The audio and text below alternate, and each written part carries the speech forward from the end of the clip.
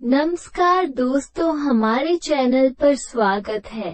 अमावस्या पूर्णिमा, दो बहनों की कथा। पूर्णिमा का क्या है?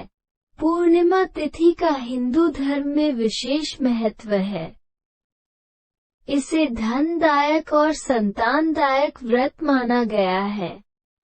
जो लोग पूरे विधि विधान से पूर्णिमा का व्रत करते हैं और पूर्णिमा के दिन चंद्रमा का अर्घ्य देते हैं, उन पर भगवान विष्णु और माता लक्ष्मी की विशेष कृपा होती है।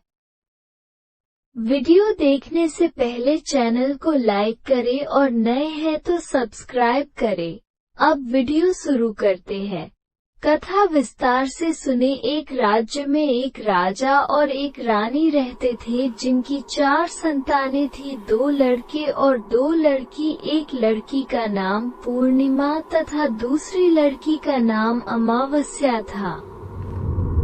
पूर्णिमा घर के कामों में निपुण थी और घर का पूरा काम करती थी और भगवान की पूजा अर्चना भी किया करती थी। इसके अतिरिक्त वो गौ माता की सेवा भी किया करती थी। और उसकी दूसरी बहन अमावस्या ना ही घर का कोई काम करती थी, ना ही भगवान की पूजा अर्चना करती थी और ना ही गौ माता की सेवा करती थी। पूर्णिमा सर्वगुण संपन्न थी। फिर भी राजा और रानी अपने दोनों बेटों तथा पुत्री अमावस्या को ही प्यार किया करते थे और वो पूर्णिमा से प्यार नहीं करते थे, उसके साथ भेदभाव करते थे। राजा के चारों पुत्र और पुत्री धीरे धीरे बड़े हो रहे थे। जब वे बड़े हो गए, राजा ने अपने दोनों पुत्रों का विवाह योग्य कन्याओं के साथ करा दिया। इसके बाद रानी ने राजा से कहा कि अब दोनों पुत्री विवाह के योग्य हो गई है और इन दोनों का विवाह भी करा दो। लेकिन पुत्री अमावस्या का विवाह किसी बड़े खानदान में कराना और पूर्णिमा का विवाह किसी गरीब परिवार में कराना, क्योंकि पूर्णिमा को केवल भगवान की पूजा पाठ करना ही पसंद है और गाय की सेवा करना पसंद है।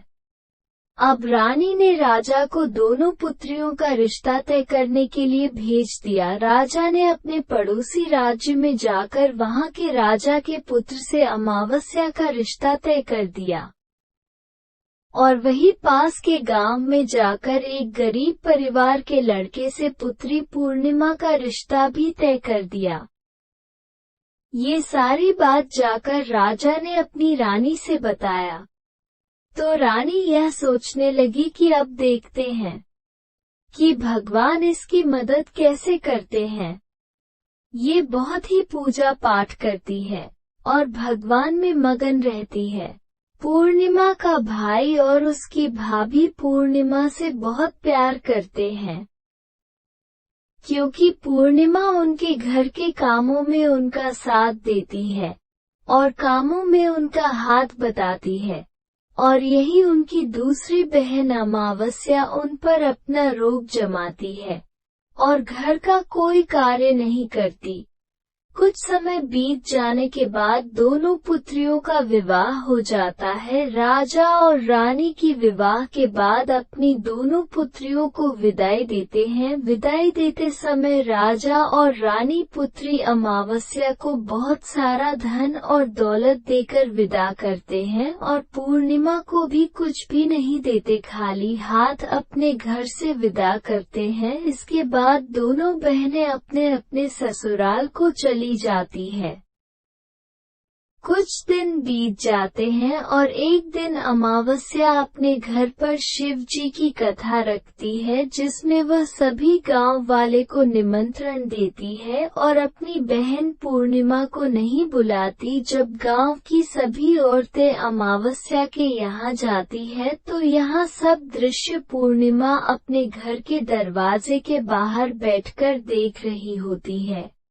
वीडियो अच्छा लगे तो लाइक करो और चैनल पर नए हैं सब्सक्राइब करें और कमेंट करें। हमेशा की तरह जय हरि विष्णु जी। धन्यवाद।